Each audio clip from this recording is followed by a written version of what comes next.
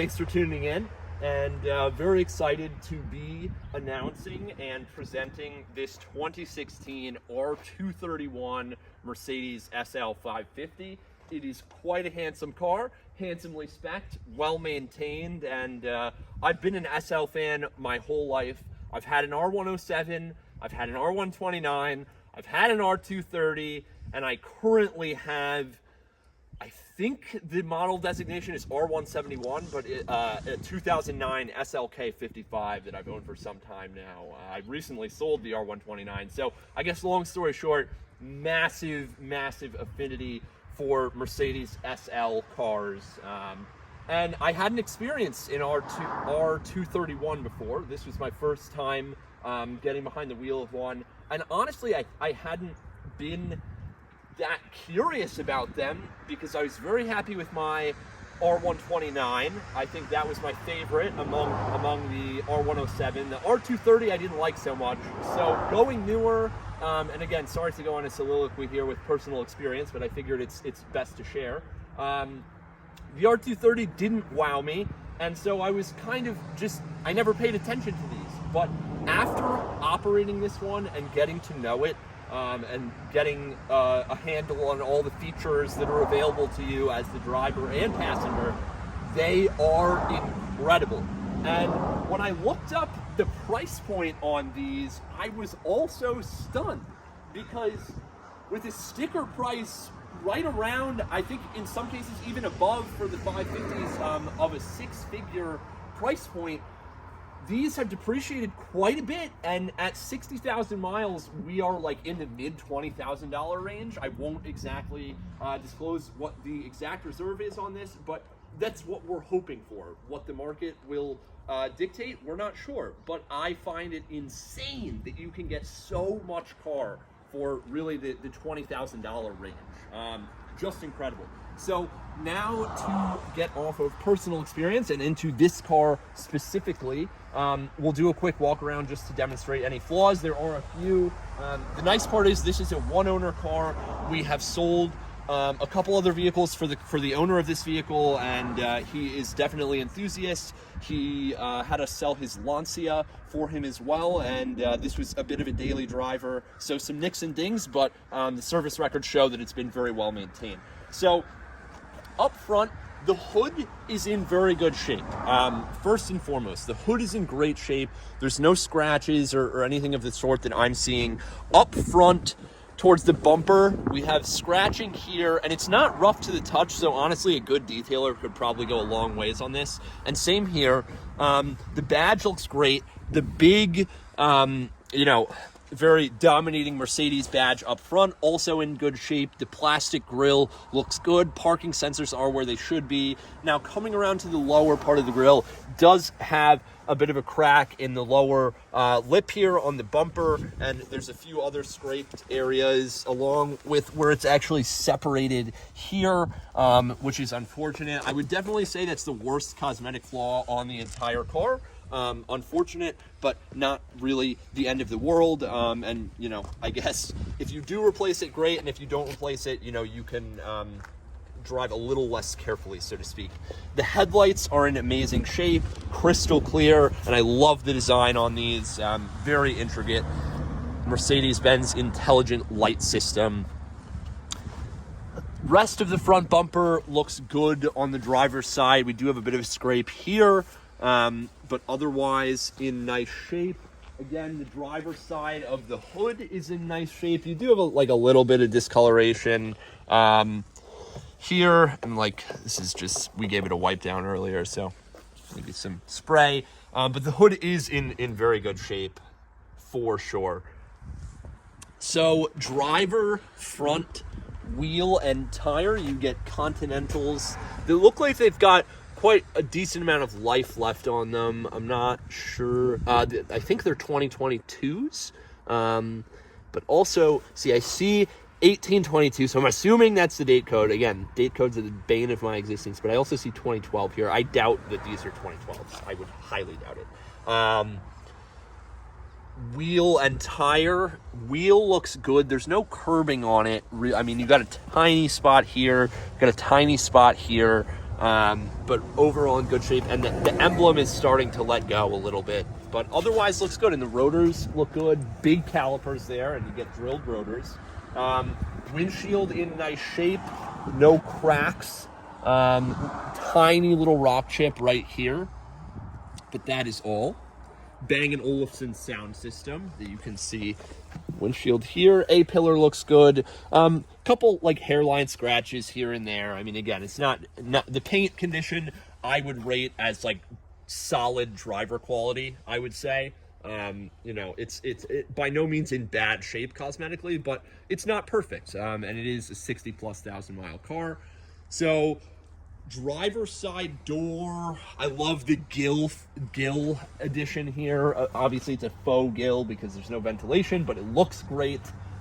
Everything's flush and looks good. There's obviously some, you know, scratches from fingernails and whatnot in this area, but the door itself is in nice shape. So is the glass and the mirror.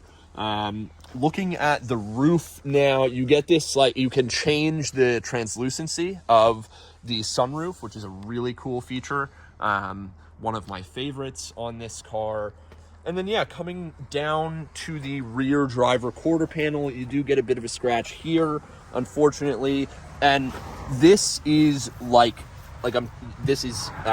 know, just degradation of the paint, because this does have a little bit of a staggered stance, it seems, or at least the body makes it appear that way. So it's similar to a 911 where you get a little bit of paint degradation in that area, but nothing too major. Rear driver wheel and tire look good. The wheel doesn't really have any curbing. It's got a little bit here where it looks like maybe a blue curb was hit, and there's a little bit of a mark here, and actually a bit of a gouge there, but nothing too substantial. There's my finger for reference, and the emblem is starting to let go. Looks like brand new rear rotors though.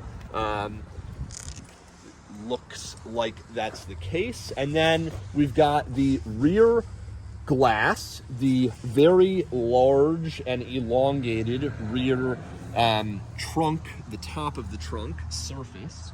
And yeah, the rear, so actually similar to on my SLK55, which has a very similar top to this. I love the hard top convertibles.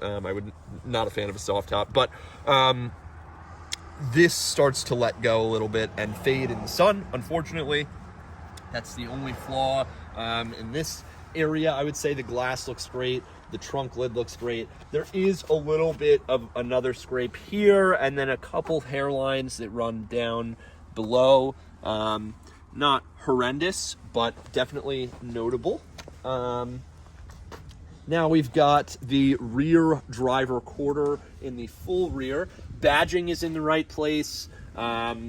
Plate frame, Mercedes-Benz Manhattan, pretty cool. Nice exhaust tips, a little dirty there because we have completed a little bit of the driving video. And the owner of this car did live on a dirt road, a gravel road. So there is some rocks that we just haven't gotten out all the way. We've gotten most of them out, but not all of them. But overall, the rear looks pretty good. All the parking sensors are where they should be. The diffuser's in good shape. There's a little bit of like weird striation / discoloration all along it. I'm not sure why, but for some reason. And then you get a scrape here, a little scratch here on the lower part of the rear bumper, middle part of the rear bumper. So now we'll come around to the passenger side of the rear, and both taillights look great. Same with this brake marker, and you get your emblem there. Rear passenger side looks good. A little bit, again, there's like slight abrasions in a couple spots here as well, all here and here, and another one here. But again, I think a thorough detail would probably go quite a long way on this car. Looks good back here, tiny little scratch here. And again, same fade that you see on the other side. I think just endemic to Mercedes, like post 08 automatic tops, the non-soft tops, the hard soft top, the hard convertible tops. Another bit of a scrape there. What else? We've got rear passenger wheel and tire. Okay, so the color difference isn't that bad, but definitely a bit of a scrape there that runs on the lip. Then a little tiny bit more here, a little bit there, a little bit there, a little bit there. And again, the emblem is just starting to let go a little bit, but you get the new rotor, and the pads have got a ton of juice and meat left on them. So coming up to, let's head up top again, the passenger side of the roof. Again, like, I just love, this is such a cool feature, and to the eye, when you look at it from the outside, oh wow, on camera I'm seeing it now, it looks incredible. It's like iridium color, how I would describe it. And yeah, glass looks great, fuel door looks good. There's, again, little scratch, runs decently long there, but not bad. Again, a detailer with a nice rotary buff could really go a long way on this. A couple more just like fingernail scratches here, not too bad. A little bit of paint missing here. Oh, is that paint missing, or is that something that's stuck on there? A little bit of paint missing here. Yep, a little bit of paint missing here. And a scrape or two along the lower cladding here, here. And the same kind of paint degradation as I mentioned on the other side, just from that staggered stance. So coming around to the mirror, looks good, just a couple scrapes. Like so. And the windshield looks good. No rock chips or anything of the sort. I do see an imperfection here where we are missing some paint. And yeah, you got your gill. Again, one of my favorite design features. It's unfortunate they're not functional, but looks great. And yeah, lastly, front passenger quarter, and we'll head around to the passenger side of the bumper, but the front passenger wheel and tire, again, look pretty good. You get a little bit of curbing here, little bit of a scratch there, like little scratch here, nothing crazy. And actually this emblem is in pretty good shape. Those rotors also, I think maybe all around the rotors are new. I've got to refer back to the service invoices. And then just lastly, the passenger side of the front bumper, headlight looks good. Get a couple scrapes, a couple nicks, very small. I mean, there's my finger for reference.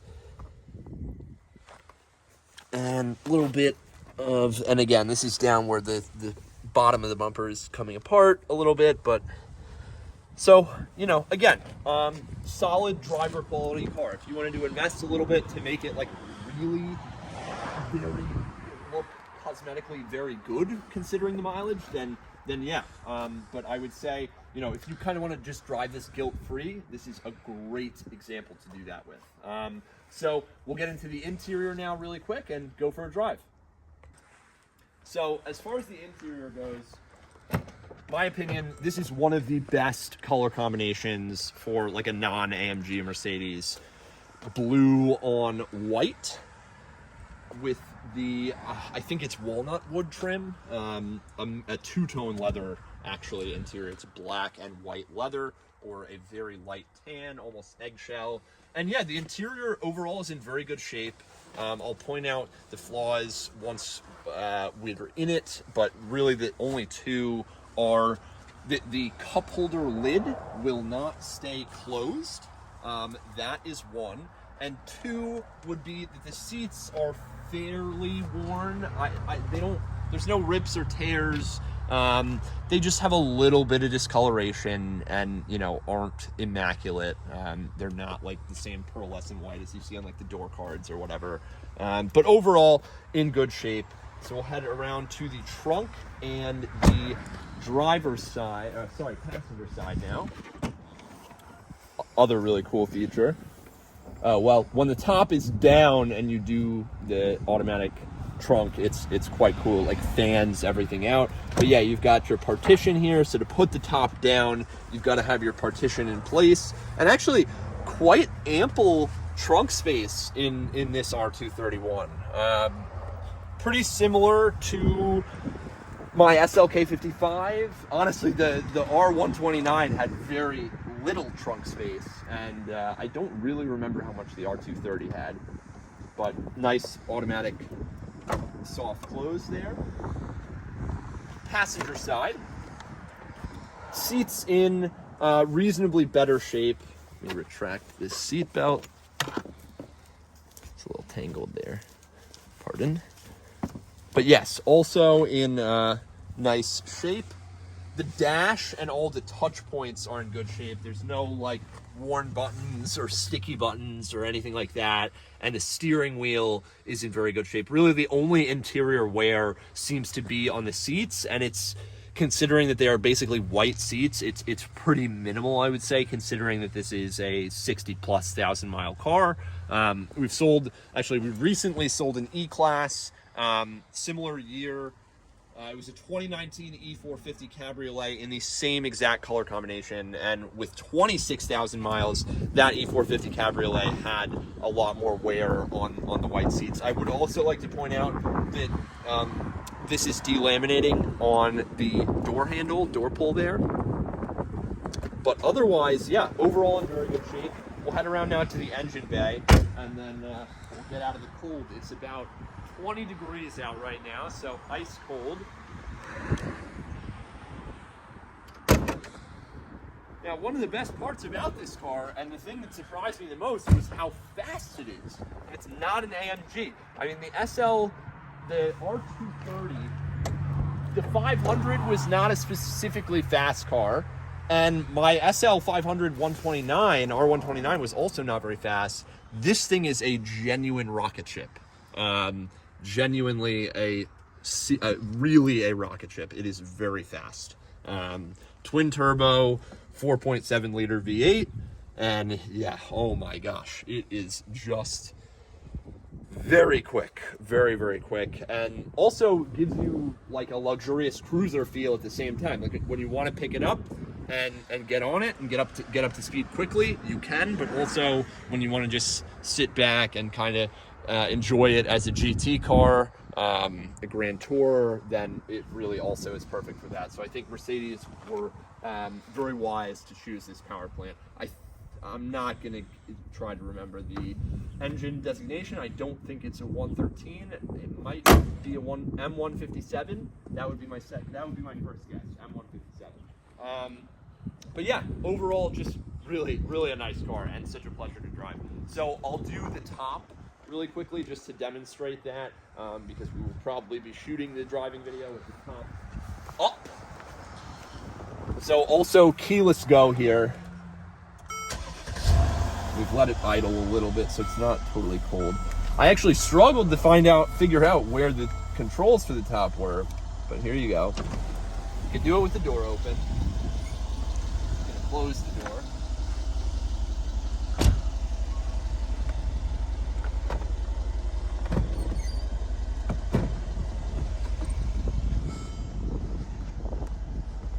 And there you have it.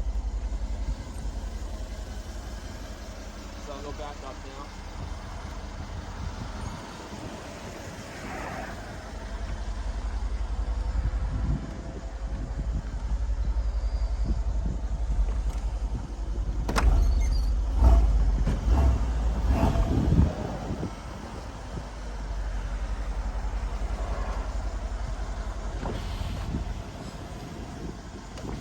Alrighty, so here we are. Been sitting for a moment, but I've got my seat heater on. It's working great. I've got my neck warmer on, or as Mercedes nerds would like to call it, they are called air scarves specifically. Passenger is working as well. We've got the heat on. Climate controls are here and functioning. You can separate the zones and whatnot and adjust the temperatures on this wheel. You also have your infotainment here, which is controlled. Well, there's one you can control. Oh boy. Okay, so yeah, I just like to leave it on trip or do, yeah, like just the speedometer. But all of that is functioning. And then, pardon me, infotainment up here is controlled by this wheel here. So we'll go, I guess we can go to video. I guess you could watch a video on that. It's crazy. Audio, yeah, you could do Bluetooth. navigation, which I would just recommend using your phone. And then there's sport controls here, which function really just, then there's manual, so we'll put it in sport here. And then suspension, active body control is what ABC stands for. You can also raise the car, which we will show from outside. Here, I think, oh, that shows you G-forces and whatnot. And also if I were to raise the car now, I'll put it in high. We feel it raising up, and there you go. We're raised, and I'll lower it, and we'll show this from the outside as well. But yeah, you can actually, it's pretty visible. There they go. Decompressing. Now, I'm not sure how you make it low because we have it in sport. Then there's the active stop start. So I'm trying to think what else we've got to test. Radio. Oh, that's just turning the whole unit off. Paddle shifters here. Keyless go works. Here's turn signals. Windshield wipers here. Double wiper. And then here's that button that I thought that the sensor readout was doing. Can change the color and the opacity / the brightness of the sunroof. So here's dark, I think, and there's quite light. Very cool. Very cool. I wonder how that'll look on camera. And then obviously your shifter, your gear selector is here. All that good stuff. Top controls hidden under there. Got just extra components and whatnot in there.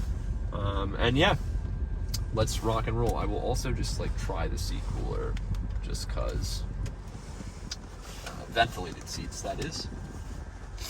Oh yeah, I feel them going. Wow, that's quick. That's quick. Alrighty, well yeah, let's get going. Alrighty, so now I'm gonna raise the car. Car is coming up.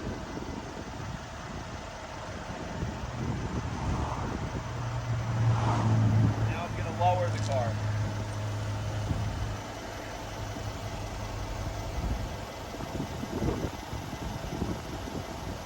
There you have it.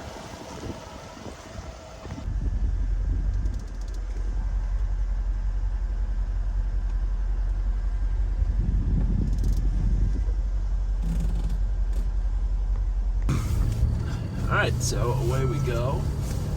Seatbelt on here. So we've got it in sport. We're up to temp. Seatbelt, like, you put it on and then it'll suck it down onto you, which is really cool. And yeah, it's fast. Definitely fast. And yeah, we've got the suspension display here with the G-force meter. Yeah, shifts well. Sport feels good. And we've got the active seat bolsters here, so it'll like inflate. Yeah, exactly. It inflates your sides when you turn. And it's got park or lane sensing, lane keep assist. So when I go outside over the line, it will also buzz my wheel. And yeah, it's very fast.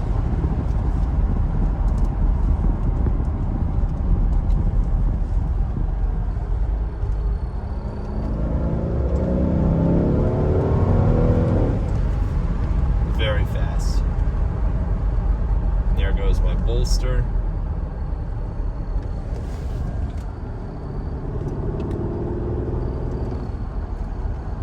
Deflating now. Very cool. Yeah, really pleasant. Very, very pleasant. And yeah, the suspension definitely feels pretty sporty here, and you can see it undulating when I wiggle the wheel. I'll also just try the comfort setting here. And yeah, it really softens everything up almost immediately. Wow. A lot more body roll.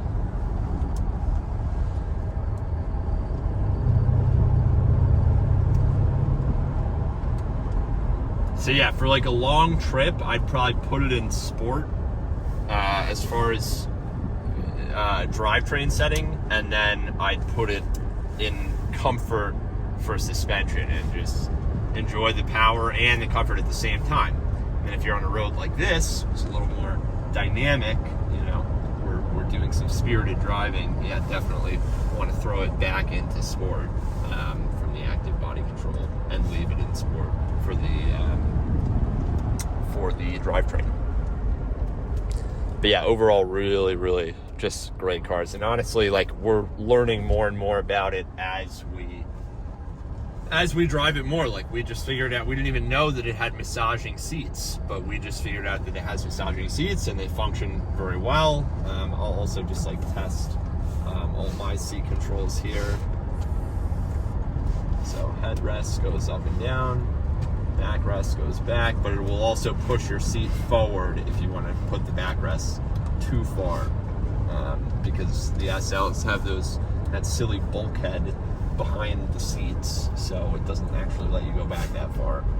But yeah, you can go down, you can go up, you can go back down though, and yeah, feels good. Passenger will confirm, we'll do the same, and we'll confirm, and yeah, overall, very good car, very, very good car.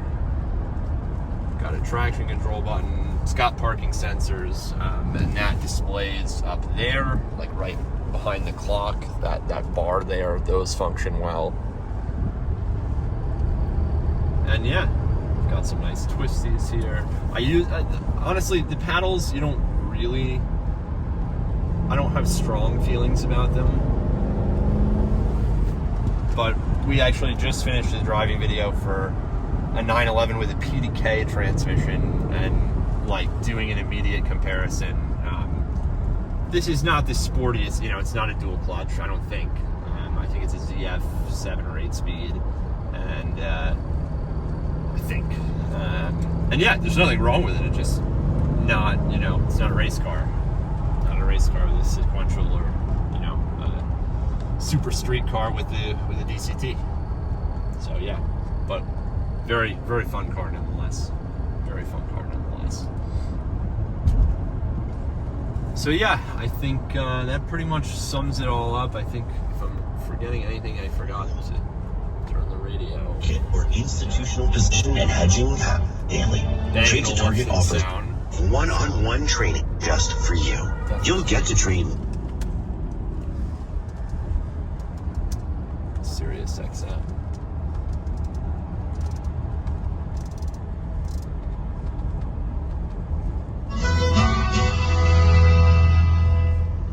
Growing corn with Invita. Growing you can cut your corn. nitrogen and maintain yield, That's or the rural maintain radio nitrogen station. and increase yield. Invita takes nitrogen from. That's enough of that.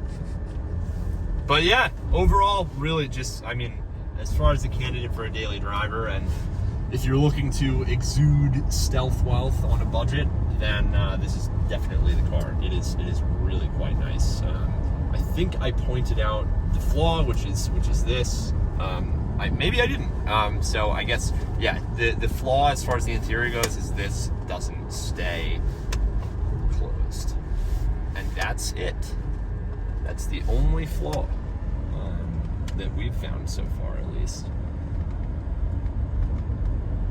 And yeah, so thanks for watching. You can definitely bid with confidence. If we did miss anything, please let me know and we'll be happy to address it. And yeah, hope you've enjoyed.